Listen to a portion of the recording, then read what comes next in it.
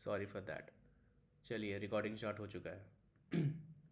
वैसे भी अब हम क्लास यहाँ से स्टार्ट कर रहे हैं, अभी तक जो भी हुआ वो इंट्रोडक्शन था, बट इम्पॉर्टेंट वो भी था।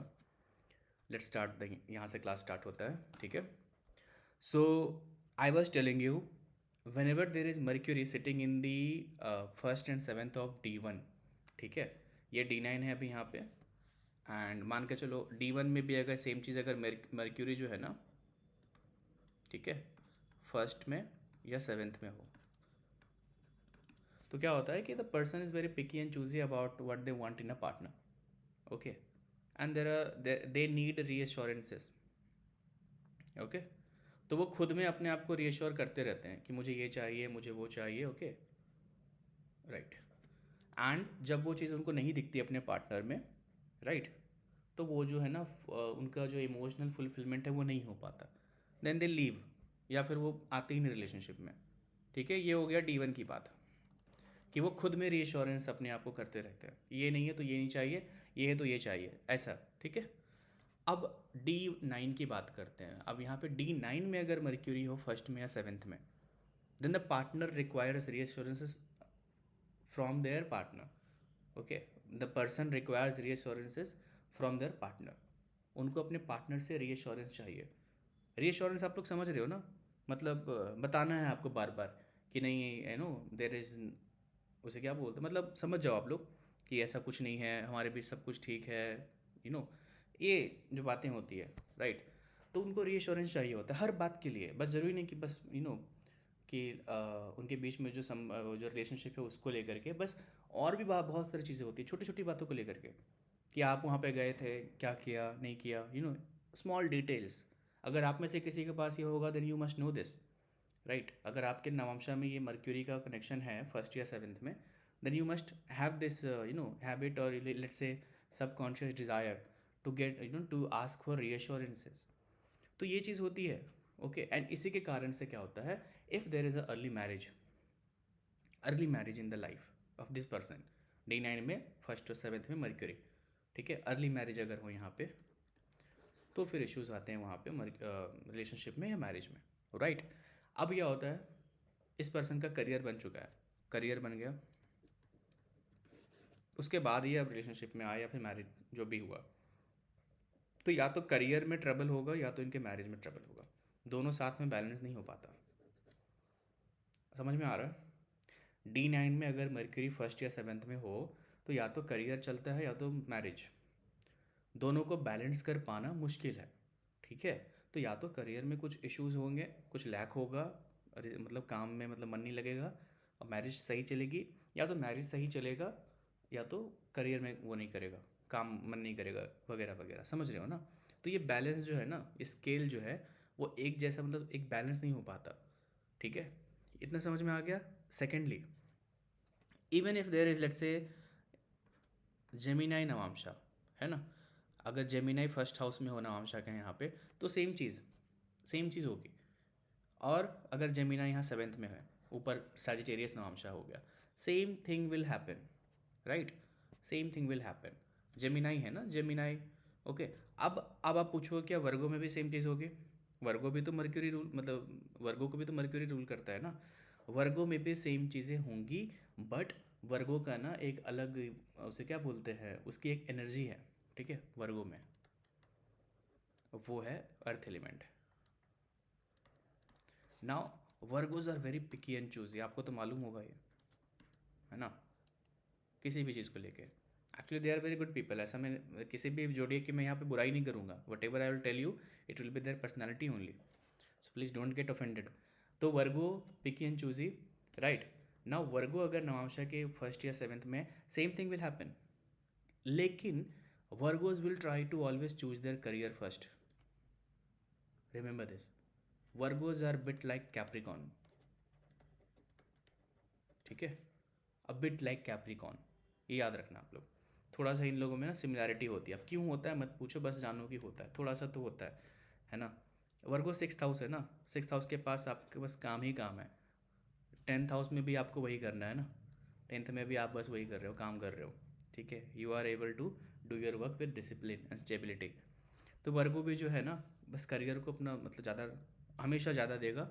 अब अगर किसी का मर्क्यूरी थोड़ा सा वीक है वर्गो होने के बाद में, देखो चीज़ें थोड़ी डीप जा रही हैं, प्लीज़ यहाँ पे कंफ्यूज हो आप तो मेरे से पूछ सकते हो डाउट। अब अगर वर्गो यहीं पे नवांशा में है फर्स्ट या सेवन्थ में, और मर्क्यूरी वीक है D1 में, अब देखो जब भी मैं बोलूँगा प्लानट वीक है, हमेशा आप D1 में जाना। अगर हम नवांशा की भी बात कर रहे हैं ना, और मैं अगर बोलूँ सजिटेरियस से जुपिटर वीक है, तो आप D1 में जाकर देखोगे जुपिटर वीक है या स्ट्रॉन्ग है। Always remember this. ऐसा मत करना कि अगर मैं यहाँ पे मर्क्यूरी की बात कर रहा हूँ तो आप D9 में देख रहे हो कि मर्क्यूरी कहाँ बैठा है, नहीं ऐसा नहीं, बिल्कुल नहीं।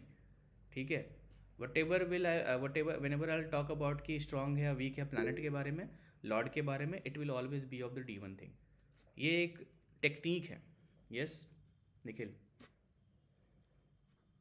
सर बट अगर सपोज एक प्लेनेट जो है वो D1 में स्ट्रांग है और D9 में वीक है, हम्म तो उसको कंसिडरेबली अपन किस में प्रायोरिटी देंगे, D9 का वीक वाला पार्ट या फिर D1 का जिसमें वो जैसा कि अच्छा है मैंने अभी आपको या फिर बताया निखिल, जैसा कि मैंने अभी आपको बताया, okay, if you are reading D9 chart, ठीक है, और प्लानट की स्ट्रेंथ आपको देखनी है, तो पहले आप उसको D1 में देखोगे कि उसकी स्ट्रेंथ कैसी है, बाद में आप D9 में जाओगे। ठीक है, अब D9 में स्ट्रांग है, D1 में स्ट्रांग है, D9 में वीक है, डज नॉट मैटर। देखो कहीं ना कहीं तो स्ट्रांग होगा वो, या तो D1 में या तो D9 में। अगर दोनों जगह वीक है, तब वो प्लानट सबसे वीक है पूरे उस इंसान में, तब उसकी रेमेडी आपको देनी होगी। ठीक है, क्योंकि D9 आपका जो है ना डेस्टिनी भी है, एक तरीके से फॉर्चून है ना, तो वो सपोर्ट नहीं करेगा उसको लक। D9 जो है नाइन्थ हाउस से रिलेटेड होता है, इसको याद रखिएगा। नाइन्थ हाउस से उसका कनेक्शन बहुत अच्छा खासा होता है, तो लक उसको बोलते हैं, फॉर्चून बोलते हैं, राइट। इस तरीके से। So as I was saying, this Virgo thing or Gemini thing. So whenever Mercury will be connected to D9 first and seventh, there will be some issues with the marriage thing, because the person needs reassurances from their partner, and evidently they get into the relationship or married most often to a person who does not reassure them enough. Now do you get the idea now? Do you get the point? तो जब भी आपको Sagittarius में मतलब sorry, जब भी आपका नवांशा में ये जेमिनाई वर्गो मर्क्यूरी फर्स्ट और सेवन्थ में दिखे, your advice to the person should be कि you choose a person, you see if the person is reassuring you on daily basis और नॉट। ठीक है, इसको लिख लीजिए आप।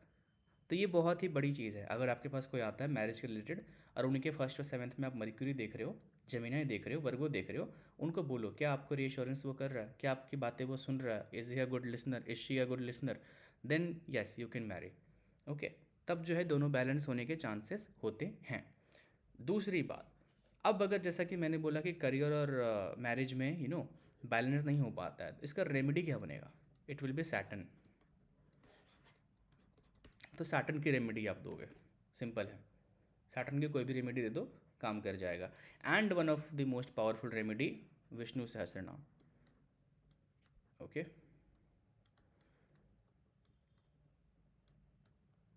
विष्णु सहस्रनाम, because Vishnu Sahasranam fixes all the planets and all the things, but first it will fix the Mercury। Chart में जहाँ भी मर्क्यूरी है उसको ठीक कर देंगे। ओके, मतलब विष्णु सहस्रनाम में आप 1000 नाम है ना, इसमें 1000 नेम यू आर चैंटिंग। समझ रहे हैं आप, बहुत ज़्यादा पावरफुल है ये। इसकी वाइब्रेशन, इसकी जो फ्रीक्वेंसी होती है इन नामों की, वो इतना ज़्यादा मतलब स्ट्रांग है कि आपके हार्ट सेंटर को पूरा का पूरा बैलेंस कर देता है, और साथ में आपके मर्क्यूरी को बैलेंस कर देता है, आपके नर्वस सिस्टम को काम कर देता है, स्टेबल कर देता है। ठीक है, तो इस तरीके से विष्णु सहस्रनाम का जो रिसिटेशन है, it is the best remedy for all kinds of trouble. Even I will ask you guys to do this every day. ठीक है, इससे आपके सारे प्रॉब्लम्स धीरे धीरे ठीक होने लग जाएंगे। तो let's move to the today's topic, that will be fourth house of depression and ये एनजाइटी एंड पैनिक अटैक। आज का क्लास मेनली हमने बात किया ट्रॉमा के बारे में, ठीक है, सफरिंग के बारे में, कैसे आप एक अच्छे एस्ट्रोलॉजर बन सकते हो, चीज़ें जो होंगी आपके साथ में, ये मर्क्यूरी का कनेक्शन, नर्वस सिस्टम का कनेक्शन मैंने बताया अभी आपको। ठीक है, आप जब थेरेपी लेते हो ना साइकेट्रिस्ट के पास जा कर के, that is the remedy for Mercury. ठीक है, मून का भी रेमेडी है, but actually what is happening is Mercury. Mercury is a very good healer, है ना, उसकी एनर्जी ऐसी है, हीलर है वो Mercury. So let's talk about fourth house. Okay, see first of all, for example let's understand कि यहाँ पे कैंसर है, कैंसर का साइन है, तो moon will be the lord of the fourth house, है ना. ना moon is the lord of the fourth house. Moon is natural mind, emotion, okay, feelings, everything that you feel, वही सारी चीज़ें हो गई. Your home, comfort, food, mother, also the females in your life to a point. ऐसे तो वो Venus भी होता है, but moon is also the same thing, okay. और भी कुछ कुछ चीज़ें होती हैं, बट इतना आप समझो पहले. सो फोर्थ हाउस में ये सारी चीज़ें हैं, right. Moon is always in a state where it is या तो वो वैक्सिंग स्टेज में या तो वेनिंग स्टेज में, राइट. तो मून इज़ ऑलवेज अनस्टेबल. अगर आप आसमान में जा कर के देखो, फोर्थ हाउस की एनर्जी भी वैसी ही है कुछ. पहले बात करते हैं childhood. When you are born, okay, when you are born, जिस तरीके का भी प्लैनेट आपके फोर्थ हाउस में बैठा है, जो भी साइन आपके फोर्थ हाउस में बैठा है, that will decide what kind of you know let's say environment you are growing into. क्या कैसा आपके पास इन्वायरमेंट आपको मिला है बचपन में, आपके पेरेंट्स कैसे हैं, आपके सिबलिंग्स कैसे हैं, आपके पूरी की पूरी फैमिली कैसी है, okay. If there is let's say fourth house का लॉर्ड जो है ना, थर्ड हाउस में बैठ जाए या फिर 11th हाउस में बैठ जाए, ओके, या फिर आपके 7th हाउस में भी बैठ जाए, है ना. तो ऐसे में क्या होता है कि आपकी एक जॉइंट फैमिली होती है मोस्टली, ठीक है. एंड अगर फोर्थ हाउस का लॉर्ड आपके किसी दूसरे प्लैनेट के साथ बैठ जाए, या 2 या 3 प्लैनेट्स के साथ बैठ जाए, the same thing will happen, joint family will happen, ठीक है. और फिर क्या होता है, अगर फोर्थ हाउस में ही कुछ ज़्यादा आपके प्लैनेट्स बैठ जाएं, 1 2 3 कुछ भी, या फोर्थ हाउस में राहु बैठ जाए सिंपली, तो जॉइंट फैमिली होती है ना. अब क्या है ना, फोर्थ हाउस में अगर राहु बैठ जाए तो ट्रॉमा भी होता है, इसको याद रखिएगा. केतु बैठ जाए तो फोमो होता है, घर छोड़ने का मन नहीं करता, इनसिक्योरिटीज़, फोमो, फियर, ये सब कुछ, राइट. केतु भी कभी कभी ट्रॉमा देता है फोर्थ हाउस में, लेकिन केतु का ट्रॉमा दिखता नहीं है, तो that trauma is emotional,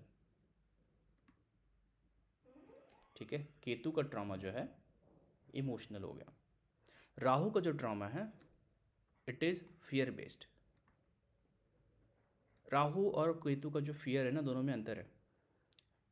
Rahu के फियर में you can see the fear physical shape में, ओके, या फिर इन योर डेल्यूजनल स्टेट, या फिर आप ओवर थिंक करके जो भी बोलो. केतु में क्या है ना, nothing is there, nothing is there, but still there is anxiety in your heart. तो ये खैर ये बात की बातें हैं. अब यहाँ पे देखते हैं कि फोर्थ हाउस का लेट्स से कि मून यहाँ पे लॉर्ड है. वेरी सिंपल, जिस भी हाउस में मून बैठेगा उस तरीके की चीज़ें आपके साथ बचपन में होंगी, है ना. सिंपल है, एकदम सिंपल है, समझिएगा इस बात को. अगर मून बैठा है for example,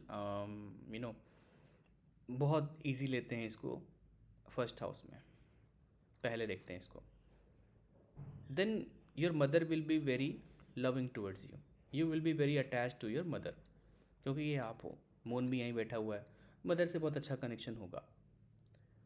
but what will happen, understand what will happen if Mars is sitting in the 7th house. समझो इस बात को. Now Mars is looking at the moon, okay, और let's say Saturn is sitting in the 11th house. Saturn is looking at the moon from third aspect. Aspect देखो, aspect कितना important, बिना aspect के कुछ नहीं है, सब एस्पेक्ट ही है.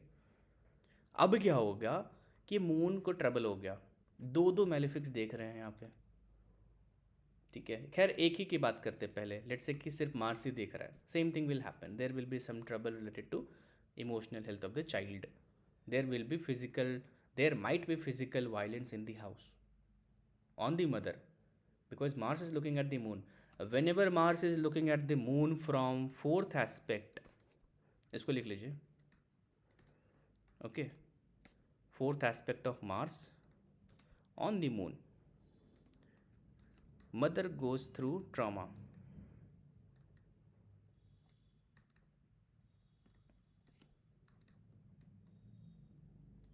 Right? Mother goes through trauma. It could be physical, it could be mental, it could be emotional. Now do you get fourth house कितना important है? मार्स का फोर्थ एस्पेक्ट होता है. ठीक है, मार्स का फोर्थ एस्पेक्ट होता है. फोर्थ एस्पेक्ट क्या है? Fourth house. थर्ड एस्पेक्ट क्या है? Third house. तो किसी भी एस्पेक्ट की अगर हम बात करें, प्लीज़ अंडरस्टैंड दिस, किसी भी एस्पेक्ट की बात करें, किसी भी प्लैनेट की एस्पेक्ट की हम बात करें, चाहे वो फर्स्ट हो, सेकंड हो, थर्ड हो, फोर्थ हो, कुछ भी हो, that carries the energy of the house itself. If we are talking about the ninth aspect, then it is the ninth house energy.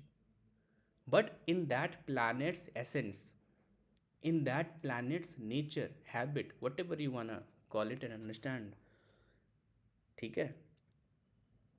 Now Mars's fourth aspect on the moon will bring trouble on the mother, whether it is a physical violence, domestic, anything like that can happen. ठीक है. Now इसमें probability है कि ये होगा कि नहीं होगा, है ना. अब देखो एक और चीज़, इवन इफ फॉर एग्जांपल यहाँ पे तो मून फोर्थ हाउस का लॉर्ड था ना, तब ये चीज़ें हुई हैं. लेट्स से कि मून फोर्थ हाउस का लॉर्ड नहीं है, मून किसी और हाउस का लॉर्ड है, फिर भी मार्स मून पे देख रहा है, तब क्या ये सेम चीज़ें होंगी? Then I will say then it might happen, because moon is always the mother, है ना. Moon is always the mother, चाहे वो कहीं भी बैठे, किसी भी हाउस का मालिक हो. यहाँ लिख दिया ना मैंने, यहाँ पे देखो डिफ़ॉल्ट है मदर. ठीक है. If Mars, Saturn, these planets, basically यही दो प्लैनेट्स हैं जो आपको वायलेंस दे सकता है. अब आप बोलोगे कि सैटर्न कैसे वायलेंस दे सकते हैं? दे सकते हैं, ट्रॉमा है. Saturn can give you trauma. ठीक है. नॉट सैटर्न, मतलब उनकी एस्पेक्ट देती है चीज़ें. Same thing with Mars.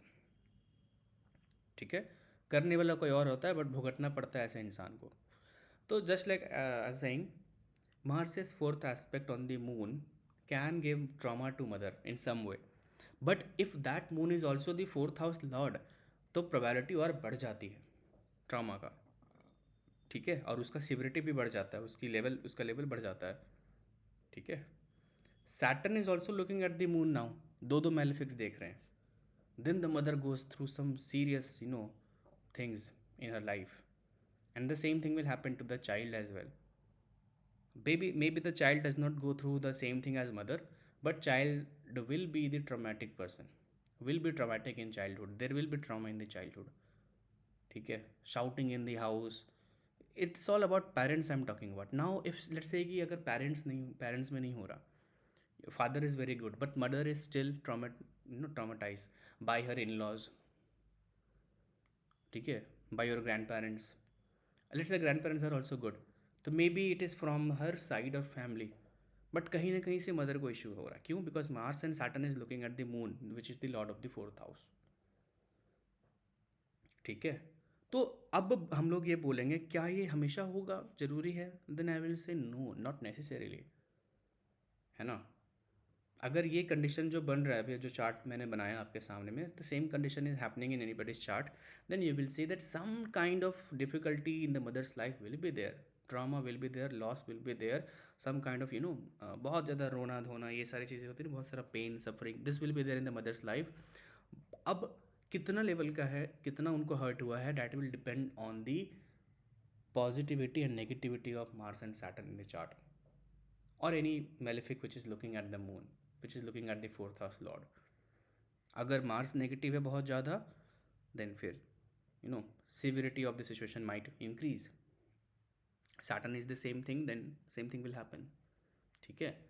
तो आप इस तरीके से मार्स और सैटर्न की स्ट्रेंथ को पता लगा सकते हो, है ना. तो ये चीज़ हुई. We also know that Mars when set in the fourth house, it gives domestic violence, fights in the house, fights in home, parents fight कर सकते हैं या सिबलिंग में फाइट हो सकता है, very rough edges in the household. Okay, shouting तो होगा। अब मार्स अगर फोर्थ में है, अगर लड़ाई झगड़ा नहीं भी हो रहा, देर विल बी शाउटिंग। ऐसा हो ही नहीं सकता कि मार्स फोर्थ हाउस में everything is lovey dovey, no. It can only happen when Jupiter is looking from इधर 10th हाउस, 7th एस्पेक्ट से, ठीक है, या तो 12th हाउस से, 5th एस्पेक्ट से। जुपिटर का 5th एस्पेक्ट बहुत स्ट्रांग होता है, बहुत ज़्यादा, ठीक है। जुपिटर ना 5th एस्पेक्ट से आपको ब्लेसिंग देते हैं बहुत ज़्यादा, तो फिर ये ज़्यादा नहीं होगा। Same thing will happen, let's say कि ये मून पे ये दोनों देख रहे हैं, सैटर्न मून। अब जुपिटर कहीं ना कहीं चार्ट में से कहीं से भी देख ले मून को या 4th हाउस लॉर्ड को, तब ये ट्रबल होगा ही नहीं, तब ये ट्रबल होगा ही नहीं, ठीक है। तब इंसान को इतना भुगतना नहीं पड़ेगा, तब उसके घर में इतनी चीज़ें होंगी ही नहीं, तब मदर विल बी फाइन। थोड़ा बहुत होगा then it will be balanced, because now Jupiter is balancing the things. Only Jupiter can do this. Write it down. Only Jupiter can negate this much amount of malefic results in the chart. आपको पता नहीं है, अगर आपके chart से Jupiter को हटा दिया जाए, your life will become like hell, ठीक है। I am seriously talking about this, okay, I am not joking. This is how much Jupiter is special in the chart. कहीं ना कहीं से वो आपको देख रहे हैं, लुक एट जुपिटर, कहीं भी बैठे हैं वो, उनके 5th एस्पेक्ट को, उनके 7th एस्पेक्ट को, उनके 10th एस्पेक्ट को आप देखो, कहाँ देख रहे हैं, जिन जिन हाउसेस पे देख रहे हैं, भले ही उस हाउस में कोई प्लैनेट ना भी हो, भले ही वो आपके मैलेफिक पे नहीं देख रहे हैं, फॉर एग्जाम्पल जिस भी हाउस में देख रहे हैं, उस हाउस में एक नक्षत्र बैठा है, उस पर वो देख रहे हैं, है ना। जिस भी हाउस पे देख रहे हैं उसको वो पॉजिटिव बना रहे हैं, समझिएगा इस बात को। जिस भी प्लैनेट को देख रहे हैं उसको वो पॉजिटिव बना रहे हैं। For example if your Jupiter is looking at your 5th house, first house में जुपिटर बैठा है, कितना पॉजिटिव है, सब जानते हैं ना, फर्स्ट हाउस का जुपिटर बहुत पॉजिटिव है। आप बस सब कुछ भगवान पे छोड़ दो, जहाँ जाना लेके जाने दो भगवान को, सारी चीज़ें ठीक होंगी। लेकिन जितना आप ज़्यादा कंट्रोल करना चाहोगे चीज़ों को, उतना ज़्यादा आप भुगतोगे। When Jupiter is in action, leave the control to God, simple as that.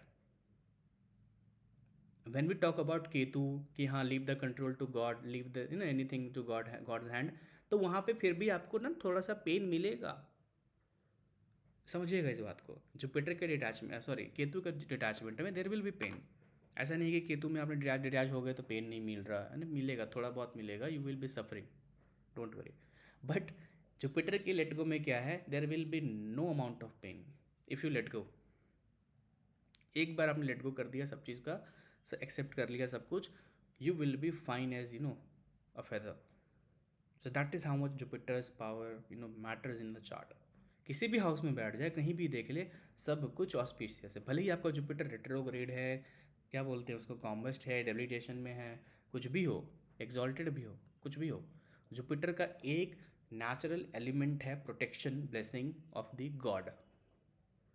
एक गुरु कभी भी अपने शिष्य को या अपने संतान को, बच्चे को ऐसे भुगत मतलब सफ़र करते नहीं देख सकते। So he will save you, उनके नेचर में है। सैटर्न के नेचर में है, even if you are coughing blood, he will push you to your limits, even if you are suffering like hell, it is in the Saturn's nature, तो वो करते हैं। मार्स का नेचर है, it is aggressive, it is full of fire, it does not know anything else, it just knows action, it knows there is strength, ठीक है। Mars को control करना पड़ता है। मार्स को अगर आप कंट्रोल, देखो कुछ प्लैनेट्स ऐसे हैं कि उनका कंट्रोल आपको करना पड़ेगा। अगर उन पे आपने सब कुछ छोड़ दिया ना, जैसे मार्स, मार्स पे सब कुछ छोड़ दिया तो क्या होगा, everything you will do, it will it will be a disaster, क्योंकि everything you will be doing, it will be out of, उसे क्या बोलते हैं, without proper thinking, without proper planning, एकदम रैंडमली आप सब कुछ करने लग जाओगे। That is Mars is issue, not Rahu. People confuse it, इसीलिए तो राहु मार्स के बाद आता है ना, मार्स के बाद राहु आता है। आप देखो इस चीज़ को, मैंने आपको क्या समझाया था, आप जिस भी दशा में हो ना, उसके आने वाले दशा को मिमिक करते हो। अगर आप मार्स में हो तो आप राहु को मिमिक करोगे, समझना इस बात को। अगर आप राहु में हो तो जुपिटर को आप मिमिक करना चाहते हो। अगर आप नहीं मिमिक करना चाहते तब तो फिर राहु आपको बर्बाद कर देगा ना, किसी भी इंसान को। इसीलिए भगवान ने ऐसे सीरियस साइकिल बनाया है कि इस नक्षत्र के बाद इस नक्षत्र को डालो, ताकि इस नक्षत्र के लॉर्ड की जब दशा चले तब उसका जो पीछे वाला जो दशा है ना, जो भी उसका डैमेज है, उसका डैमेज कंट्रोल हो सके. Now, do you get this idea?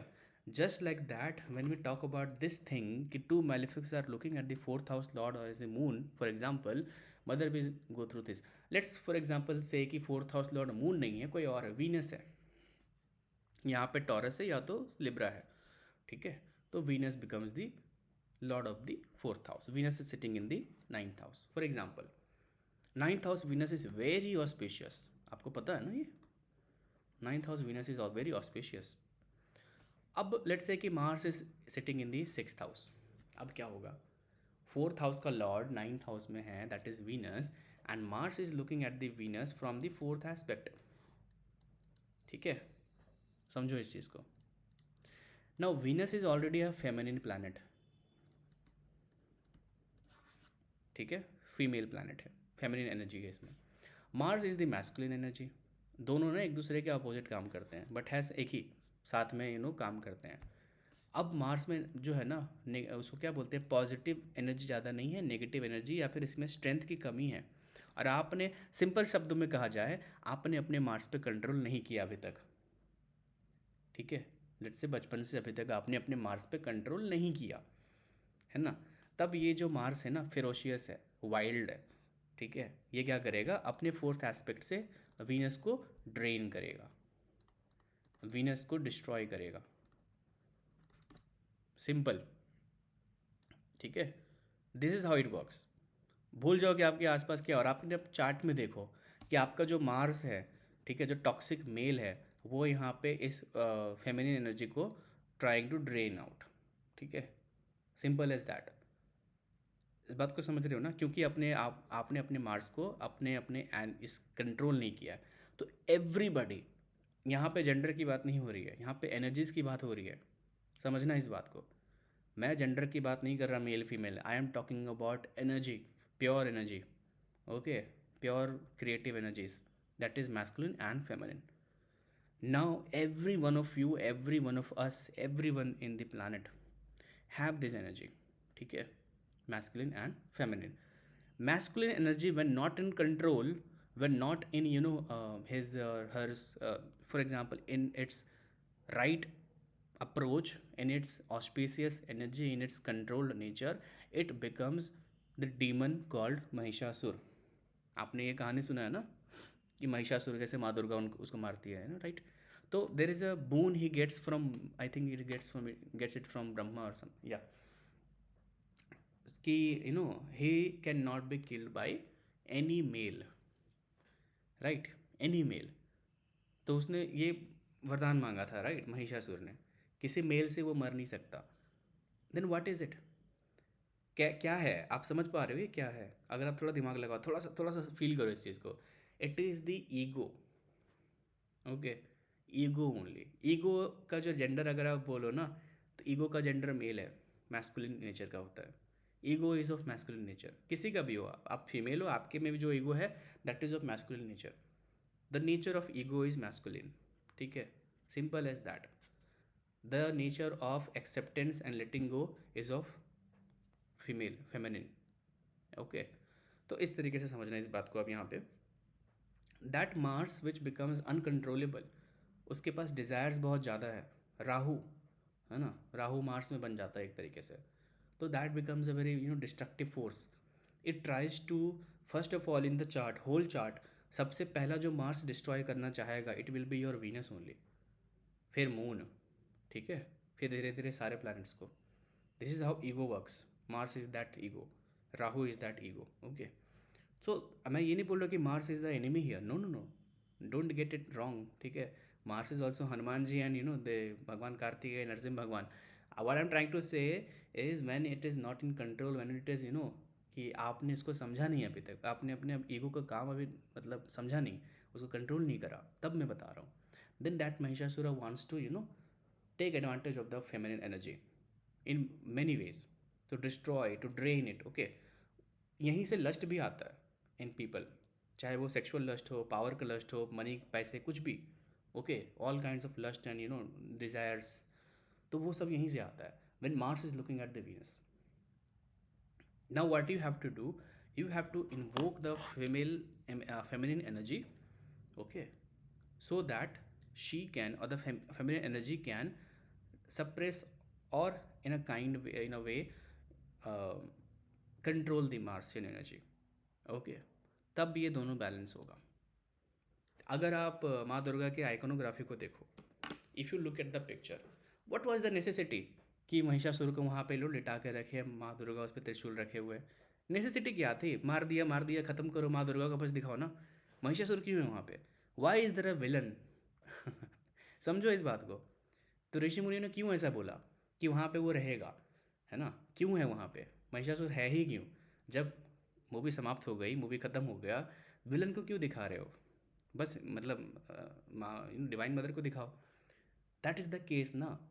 That iconography shows you कि that is the nature of the universe.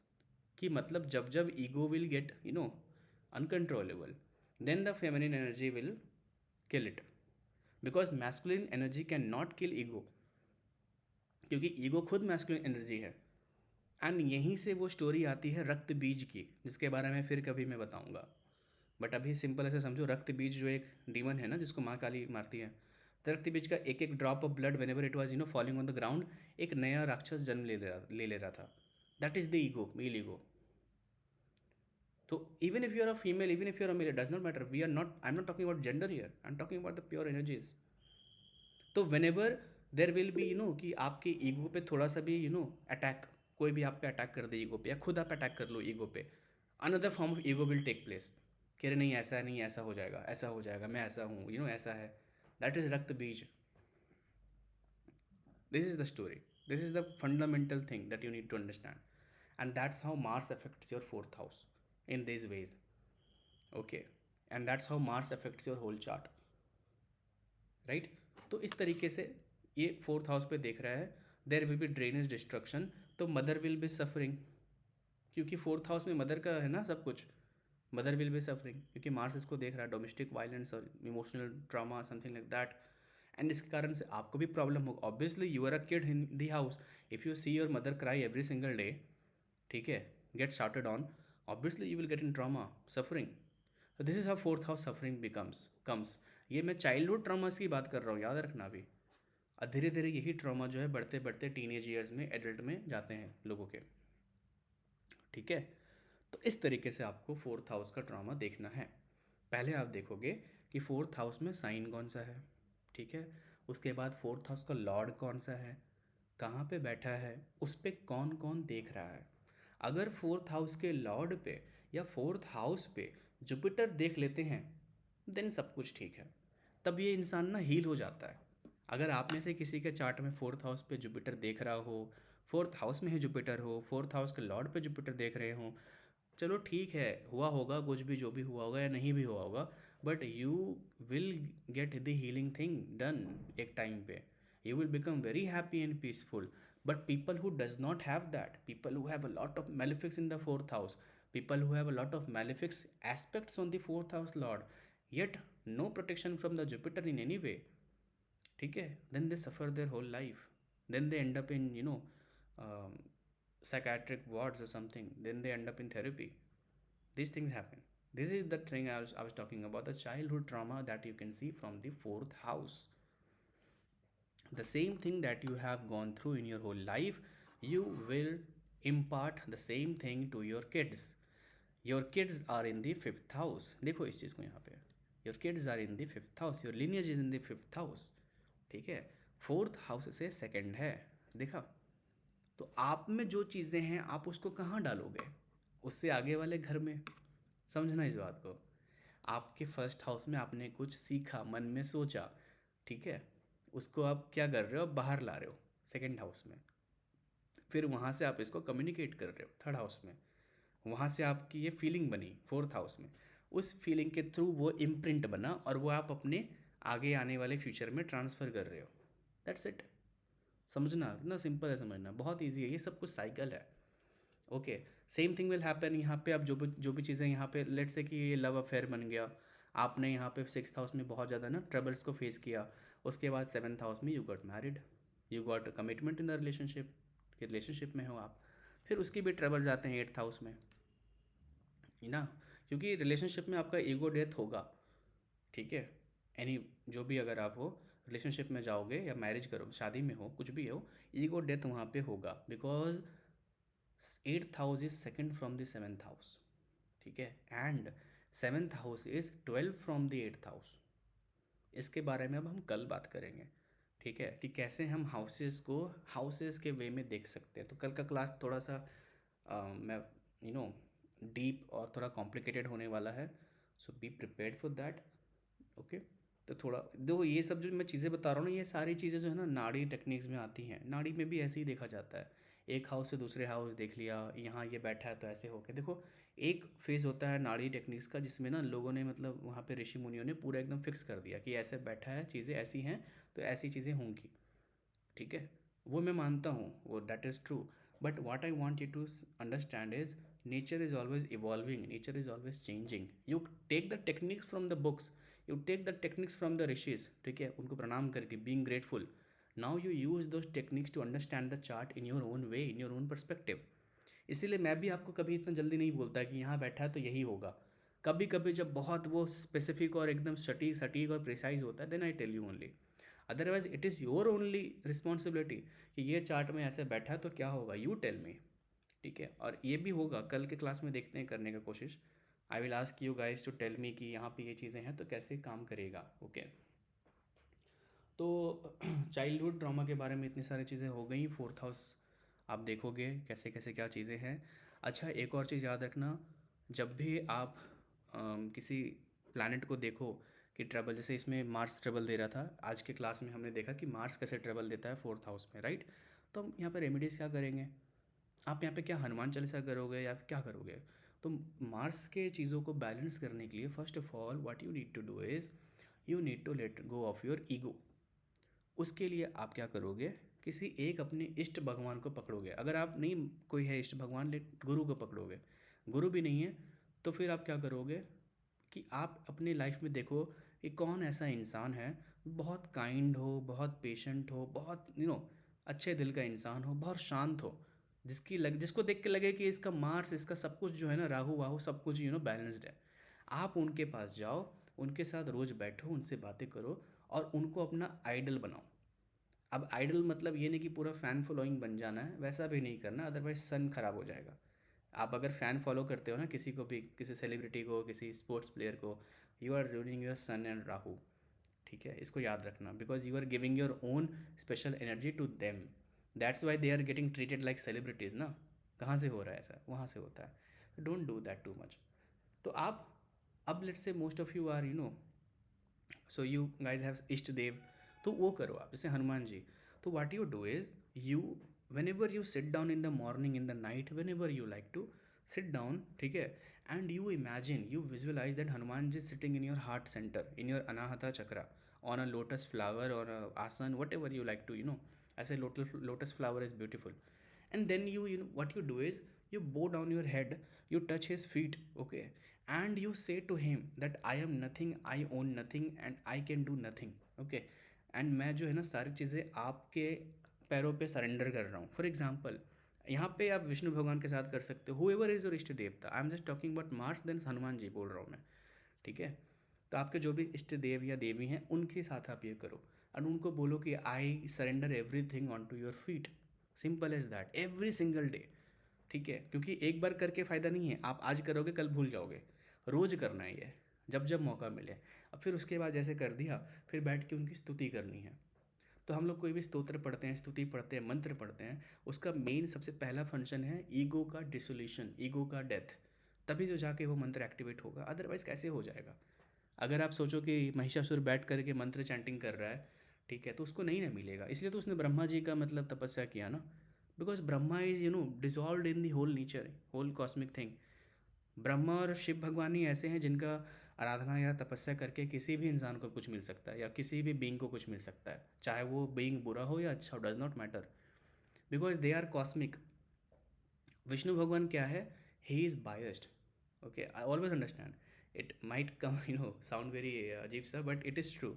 he is kind of a, let's say, protector of the universe. Okay, protector of the whole creation. So he has to be biased. किसके लिए? In, biased towards love and creation and fertility and all of these things. ठीक है. Now भगवान शिव जो है वो biased नहीं हो सकते.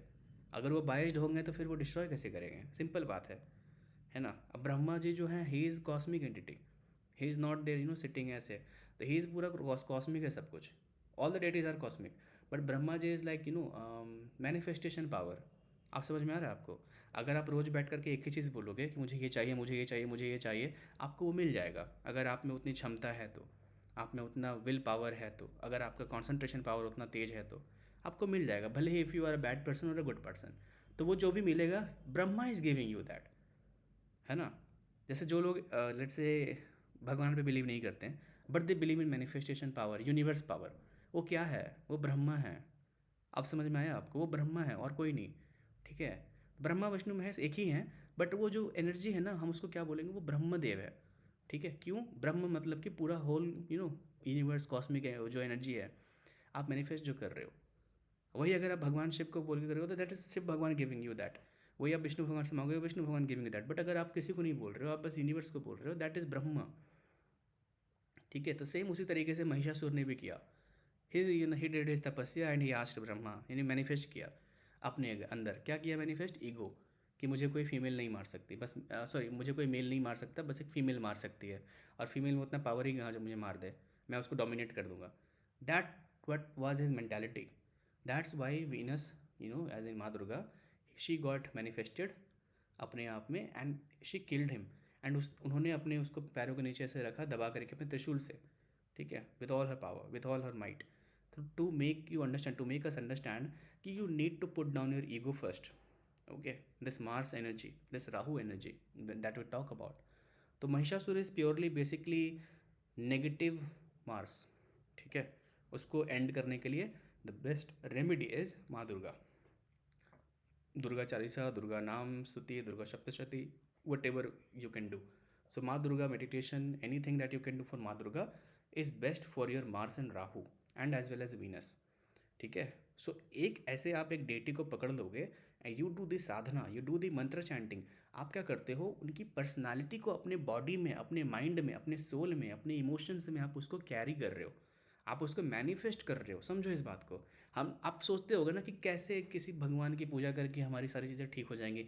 Human mind is very sceptic. ये भी आपका ईगो बोल रहा है.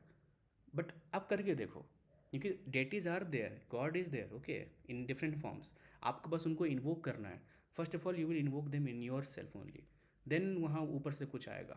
ठीक है. तो इस तरीके से जब आप करते हो, फॉर एग्जांपल हनुमान जी को आप याद करते हो, तो आप में स्ट्रेंथ आएगा, आप में करेज आएगा, आप में फियरलेसनेस आएगा. ठीक है. आप में वो हम्बलनेस आएगा. आपने देखा कभी हनुमान जी को कि बहुत ऐसे डींगे हाँकते हुए कि अरे मेरे में ये ताकत, मैं ये कर दूंगा, पहाड़ उखाड़ दूंगा? नहीं, कहीं भी नहीं देखा होगा आपने. कभी उन्होंने किया ही नहीं वैसा. क्यों? क्योंकि वो पूरा का पूरा सब कुछ कहाँ पे सरेंडर है उनका? राम जी के फीट पे, हिज इष्ट भगवान राम के. तो भगवान राम के पूरे पैरों पे उन्होंने सब कुछ छोड़ दिया. ठीक है. वो बोलते हैं कि मुझे हनुमान जी बोलते हैं कि मुझे राम भगवान स्ट्रेंथ दे रहे हैं. सच में देते भी हैं, उनके नाम चैंटिंग जो वो करते हैं. बट एक्चुअली में वो भगवान शिव के रुद्र अवतार है. Right. So Rudra is Rudra. सोचो, रुद्र होकर के भी उनमें वो ईगो नहीं है. Because Rudra are like egoist. थोड़ा सा उनमें वो होता है, वो फियर्स एनर्जी होता है रुद्र में. हनुमान जी में आपने फियर्स एनर्जी नहीं देखी होगी उतनी. हाँ, उनका फियर्स एनर्जी तब होता है व्हेन ही टेक्स 5 मुखी 11 मुखी रूप. ठीक है. जब कॉस्मिक रूप लेते हैं वो अपना, विश्व रूप हनुमान जी का अपना, तब उनमें आपने देखा होगा. Same thing was with the lord Kartikeya, lord Skanda. ठीक है. First he was very little bit about insecure. आप अगर उनकी स्टोरी पढ़ोगे, स्कंद पुराण जाके पढ़ो, ही वॉज इनसिक्योर. पहले उनको इनसिक्योरिटी बहुत सारी चीज़ों से हुई. ठीक है. इंद्र से बहुत उनको प्रॉब्लम हुआ, फिर उनको अपने भाई गणेश से प्रॉब्लम हुआ. तब भगवान शिव ने जब उनको मालूम था ये सब कुछ होगा, he sent him towards the south area. It is a story based. ऐसे तो बहुत सारी स्टोरीज़ हैं इसके रिगार्डिंग, बट ये एक स्टोरी है. ठीक है. और भी बहुत सारी स्टोरीज़ है कि बोला कि नहीं, तुम्हारी जो मेन पूजा या मेन जो तुम्हारा होगा ना, वो साउथ में होगा. You become the deity of the south. South India, I am talking about southern part of the world, not just south India, southern part of the world. तो इसको लॉर्ड स्कंदा. तो Lord skandha he actually gave out a lot of knowledge, lot of scriptures to all kinds of religion, to all kinds of people in the whole world. Okay, if you go out and if you read about it, many yogis will tell you that जितने भी हम लोग सुनते हैं ना, Greek mythology, all these things, okay, these all came from the Skanda's story, because he used to tell stories to people. Okay, this is actually a story. Okay, it might have happened because Skanda used to travel whole world. Okay, and wherever he traveled, he preached about our things, how we perceive divinity, उस तरीके से. So all those people who he preached, they all started preaching to the same God in their manner. इसीलिए आप अगर देखोगे Egyptian में या Greek में, तो कभी कभी आपको वो ना सिमिलैरिटी मिलेगी हमारे से, कि इंद्रदेव के जैसा वो जीवस लगेगा थोड़ा सा देखने में, समथिंग लाइक दैट. खैर ये तो बात की बातें हैं, मैं बहुत ज़्यादा इसको खींच रहा हूँ. What I mean to say is, this is how you balance your energy of the planets in your chart. आप देखोगे कि आपके चार्ट में प्रॉब्लम कहाँ पे है, किस प्लैनेट पे आपको वो डोमिनेटिंग एनर्जी फील हो रही है, कौन सा प्लैनेट डोमिनेट कर रहा है, उसकी एनर्जी को आपको बैलेंस करना है. कैसे करना है? उस प्लैनेट के डेटी को आप क्या करो, सरेंडर करो. उनके पास चैंटिंग करने से कुछ नहीं होगा. चैंटिंग करने से हो सकता है और बुरा भी हो जाए. बहुत लोग होते हैं ना, ईगोइस्टिक होते हैं, और वो हनुमान चालीसा करते हैं, और उसको उनका ईगो और बढ़ जाता है. ठीक है, उनका ईगो और बढ़ जाता है, उनको और ट्रबल होता है. तो जब तक आप ईगो को सरेंडर नहीं कर सकते, तब तक आपको हनुमान चालीसा या कोई भी पाठ ना फलित नहीं होता. तो पहले ईगो को सरेंडर करना है, जो होगा होने दो, भगवान पे सरेंडर करना है. That is the remedy for all the planets. ठीक है, कल के क्लास में वी विल टॉक अबाउट कि अलग अलग हाउसेस से अलग अलग प्लेसेस पे कैसे कैसे रिजल्ट्स मिलते हैं, उसके लिए हम रेमेडीज़ क्या बना सकते हैं, राइट. एंड आप लोगों से भी मैं पूछूंगा चीज़ें. ठीक है, so that was it today's class. Okay, you guys can ask your doubts.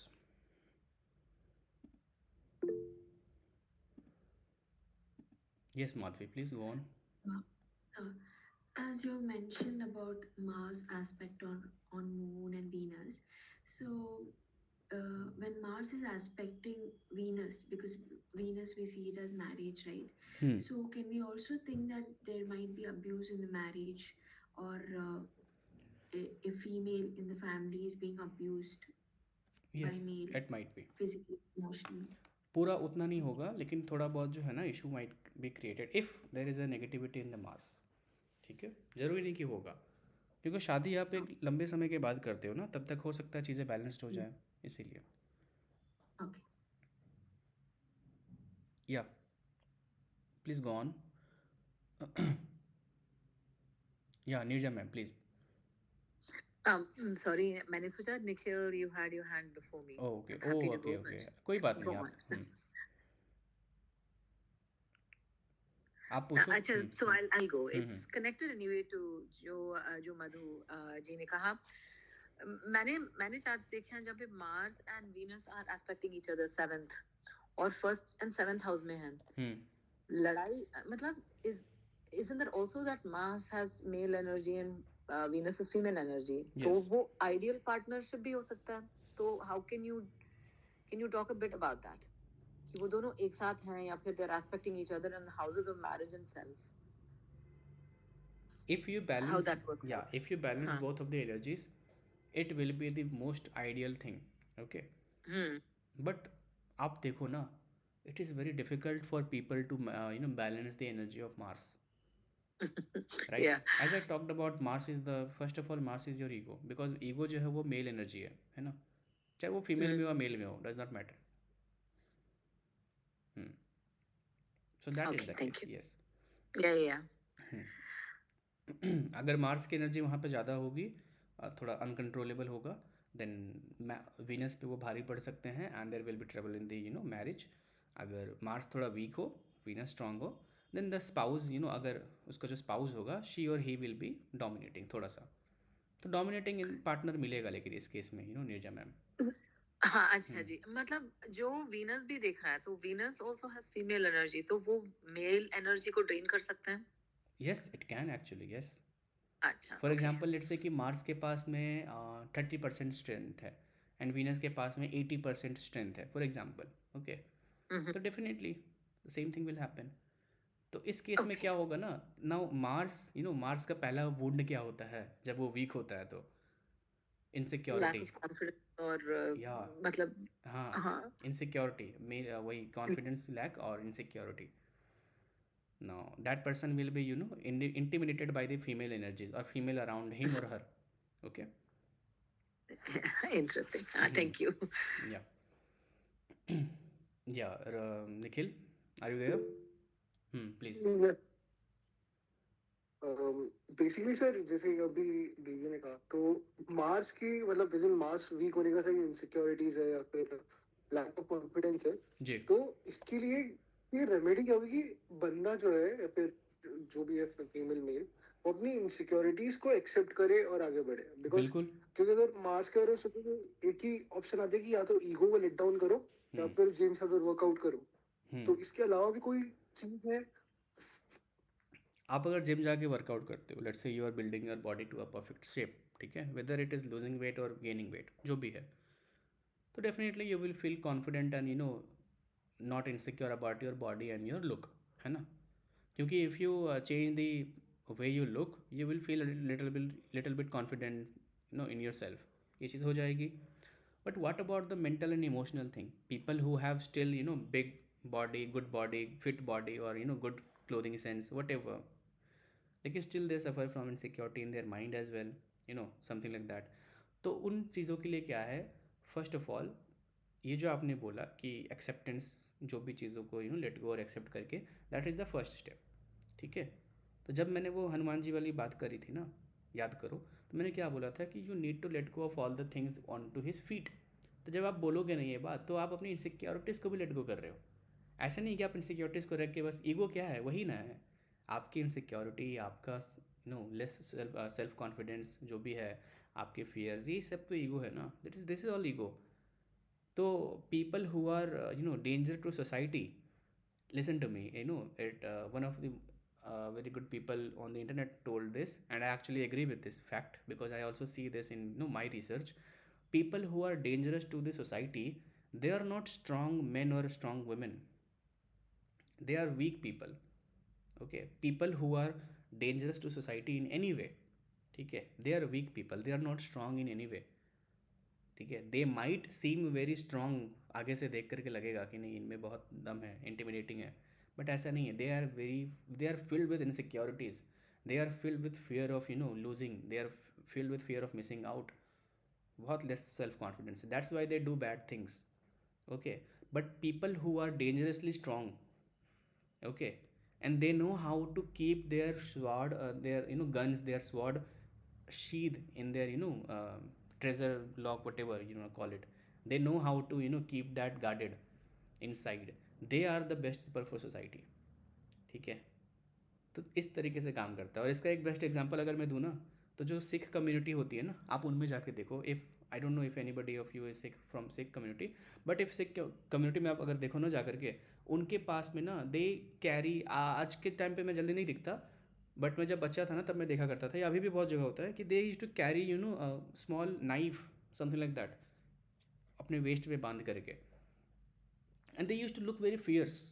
मैं जब भी किसी मतलब मेरे फैमिली के कुछ टाइज थे, मेरे फैमिली फ्रेंड्स थे, तो उनके पास जब भी मैं उनके घर जाता था, they use to look very fierce, but they were very sweet people, but उनमें ना वो फियर्स एनर्जी थी, ट्रस्ट में, everybody, all of them, kid से लेके बड़े तक में, they are very fears.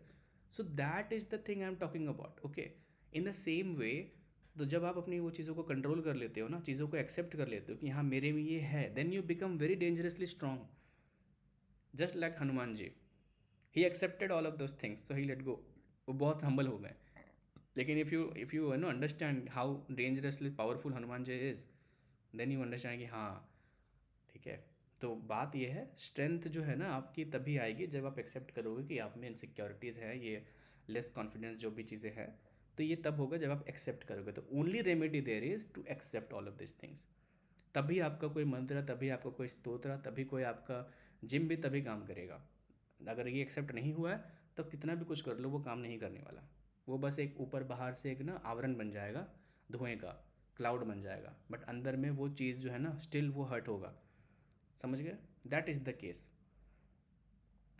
And it is with all the okay planet. Sir एक और या ओके थैंक एक और क्वेश्चन था, जैसे हमने ये 3 क्लासेस पे मेजरली त्रिकोण की बात की, धर्म त्रिकोण, काम त्रिकोण, त्रिकोण।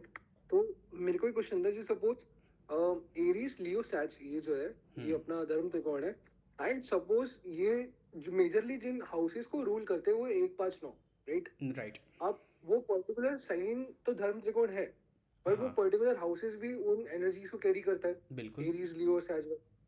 तो अब यहाँ पे सपोज एसेंडेंट चेंज हो गया, हम्म तो सपोज यहाँ पे सेवन एसेंडेंट आ गया, अब यहाँ पे काम त्रिकोण आ गया इन तीनों पे, तो जो ये जो हाउसेस है 1 5 और 9 ये थोड़ी सी धर्म त्रिकोण वाली भी एनर्जी रखेंगे एंड साइंस वाली भी, राइट? बिल्कुल बिल्कुल अच्छा प्रेडिक्शन किया. या करेक्ट. तो सर इन दोनों को एज एन मिक्स करके मैनिफेस्ट कैसे करेंगे वर्ड्स में बेसिकली? हाँ देखो सिंपल बताता हूँ. जेमिनाई थर्ड हाउस का क्या था? थर्ड हाउस कौन से त्रिकोण में आता है? ये काम त्रिकोण। काम त्रिकोण. तो थर्ड हाउस अगर किसी का एसेंडेंट आपने देखा होगा तो आप नोटिस करना कि they can not stay alone for a longer period of time. They want to have friends around, चाहे ऑनलाइन हो चाहे ऑफलाइन हो. They want people to be there, they like gossip. ये उनका नेचर है, ये उनकी चीज़ है. ठीक है. Gemini needs some kind of assurance. अच्छा चलो जेमिनाई हटा दो. फॉर एग्जांपल थोड़ा इजी साइन लेते हैं. कैंसर. कैंसर मोक्ष का साइन हो गया, मोक्ष के त्रिकोण में आता है. इसको आप धर्म त्रिकोण के फर्स्ट हाउस में रख दो, एसेंडेंट में. ठीक है. तो नाउ द वेरी फर्स्ट धर्म, द वेरी फर्स्ट रिस्पॉन्सिबिलिटी, और यू कैन से वो जो इंसान का जो धर्म बनता है वो ये बनता है कि he has to look after his own emotional side. he has to look after his emotional side, then he has to look after the emotional side of his family, because cancer ascendants are family oriented. तो what is his dharma now? To look after his family. है ना, समझ रहे हो ना इस बात को? सेम तरीके से आप कोई और वहाँ पे लगा दो साइन, ठीक है, फर्स्ट में या फिफ्थ में या नाइन्थ में, तो उनका धर्म क्या बन गया? अब वही जो साइन कैरी कर रहा है. ठीक है. तो फोर्थ हाउस में क्या था कि आप अपने इमोशंस की देखभाल कर रहे हो, अपने फैमिली का देखभाल कर रहे हो, बट उसको फर्स्ट हाउस में रख दिया, तब वो आपका धर्म बन गया. तो कैंसर एसेंडेंट को अगर आप बोलोगे ना कि मतलब पूछोगे ना कि क्या चाहिए, तो वो सबसे पहले यही बोलेंगे कि एक बार फैमिली थोड़ी स्टेबल हो जाए तब मैं कुछ अपना देखूंगा. ऐसा उनका होता है, ये इनका कर्म है कैंसर एसेंडेंट का. जब तक उनकी फैमिली स्टेबल ना हो जाए तब तक वो खुद का अपना नहीं देख पाते हैं. वो हमेशा ट्रबल में रहते हैं अपने लाइफ में.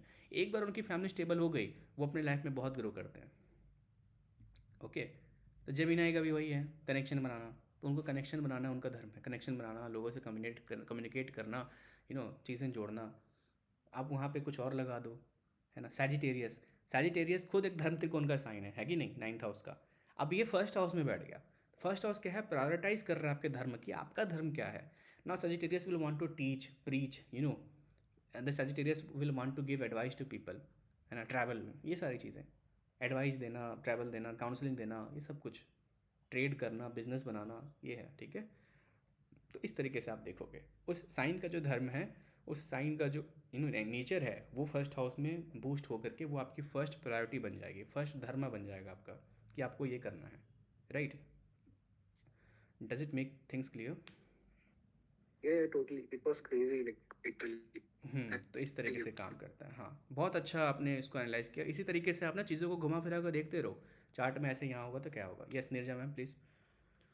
नो मैं इसी से कनेक्टेड, अगर वहाँ पे एक प्लैनेट भी है अभी, तो which like what is the energy, किसकी एनर्जी आएगी उसमें? So because the planet also will have उसका घर. बिल्कुल. So now if any planet set in your first house, तो जो प्लैनेट है ना, definitely that will be very prominent there. ठीक है. किसी को अगर आपको फॉर एग्जांपल बस अभी असेंडेंट देख रहे हैं, अभी सारे हाउसेस को भूल जाते हैं. लेट्स से कि असेंडेंट में कोई भी असेंडेंट आप चूज करो. Neerja ma'am. Sun. Ascendant. Sun नहीं, बिकॉज इट्स थोड़ा कंफ्यूजिंग. Let's say Saturn. अच्छा सैटर्न प्लैनेट हो गया. What is the ascendant sign? अच्छा लेट्स से कि वो लिब्रा है. लिब्रा है और उसमें सैटर्न है, राइट. ठीक है. तो लिब्रा असेंडेंट है, सैटर्न बैठ गया फर्स्ट हाउस में. नाउ लिब्रा असेंडेंट जो है ना, वो साइन है, उसकी चीज़ें उस इंसान में बहुत प्रोमिनेंट होगी, वो नेचर होगा इंसान का. Libra is all about balancing things and aesthetic of life. Libra is a very good sign actually, वो बहुत ना अच्छा साइन होता है, राइट। जो भी लिब्रा की जो क्वालिटीज़ हैं that will be there, okay, in the personality of the person. Now Saturn is in the first house, Saturn की एनर्जी प्रोमिनेंट हो जाएगी। अभी भूल जाते हैं कि एक्सॉल्ट हो रहा है या डेबिलिटेट हो रहा है, ठीक है, भूल जाते हैं इसके बारे में, अभी जस्ट सैटर्न है।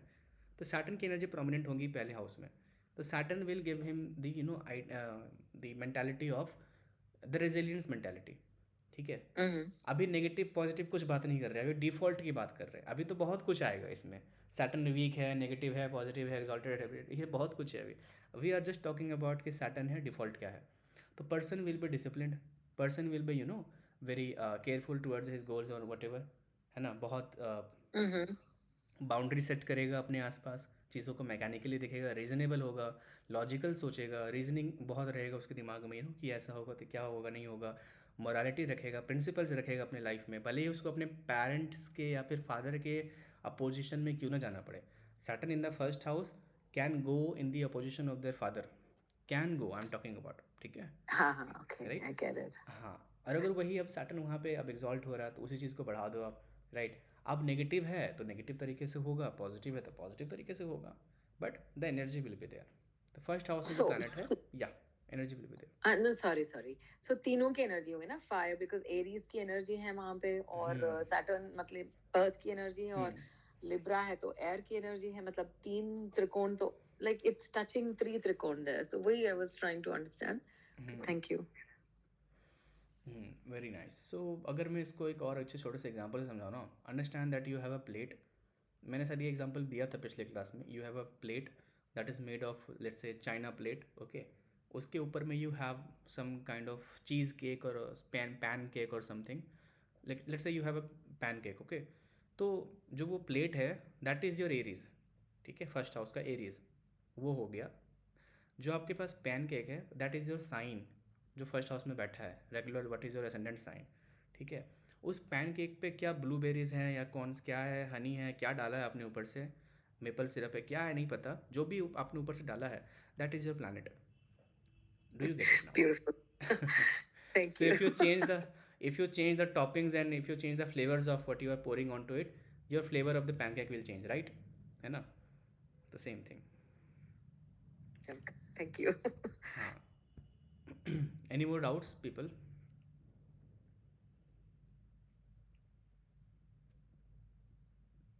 Okay. Okay, then if you don't have any doubts, then we'll end the class here. Yeah. Thank you so much. Okay. See you tomorrow. Thank you. Good night. Good night. Thank you, sir.